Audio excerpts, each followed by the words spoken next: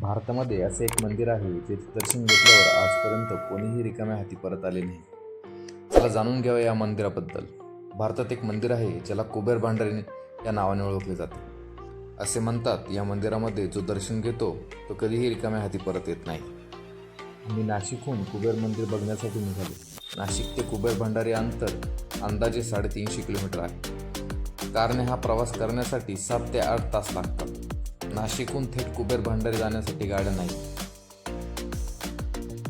कुबेर भांडारी मंदिर गुजरात राज्यातील वडोदरा जिल्ह्यातील कर्नाळी गावात नर्मदेच्या काठी असलेले एक प्रसिद्ध धार्मिक स्थळ आहे. हे मंदिर सुमारे 2500 वर्षे जुने असल्याचे सांगितले जाते. विशेषतः अमावस्येच्या दिवशी या मंदिरात दर्शनासाठी मोठ्या संख्येने भाविक येत असतात. कुबेर भांडारी हे संपत्तीचे आणि समृद्धीचे देव मानले जातात. त्यामुळे या मंदिराला महाराष्ट्रातील आणि इतर राज्यांतील व्यावसायिक तसेच राजकीय नेतेही दर्शनासाठी मोठ्या प्रमाणात भेट देत असतात.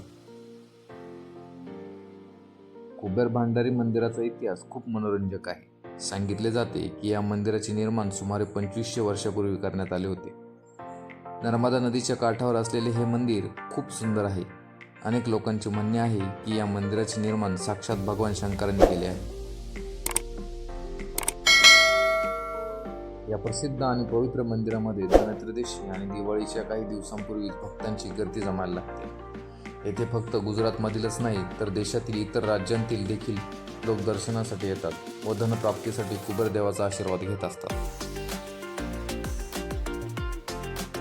या मंदिराची एक आख्यायिका प्रचलित आहे. असे म्हणतात की भगवान शिव आणि पार्वती पायी निघाले होते. रस्त्यामध्ये माता पार्वतीला भूक लागली व तिने भगवान शंकरांना आग्रह केला, मला भोजन आणि पाणी हवे आहे. खूप शोधल्यानंतर देखील महादेवांना भोजन मिळाले नाही व ते नर्मदा नदीकाठी उभे राहिले. या ठिकाणी या मंदिराचे निर्माण झाले. यामुळे या मंदिराला भोजन देणारे किंवा धन देणारे मंदिर म्हणून ओळखले जाते. या मंदिरामध्ये दिवाळीपूर्वी भक्तांची गर्दी होते. येथील दर्शन घेणारा भक्त कधीही निराश होत नाही. हे मंदिर सकाळी 7 ते रात्री 9 वाजेपर्यंत दर्शनासाठी खुले असते. आरतीची वेळ सकाळी 7:30 ते रात्री 8:30 आहे. वडोदरा आंतरराष्ट्रीय विमानतळ हे कुबेर भांडारी मंदिराचे सर्वात जवळचे विमानतळ आहे. तसेच साधारण 65 किलोमीटर अंतरावर वडोदरा रेल्वे स्टेशन आहे. हा रेल्वे मार्ग अनेक शहरांना जोडतो. हा व्हिडिओ तुम्हाला कसा वाटला आम्हाला कमेंट करून सांगा. असे नवनवीन व्हिडिओ पाहण्यासाठी आपल्या चॅनलला सबस्क्राईब करा. धन्यवाद.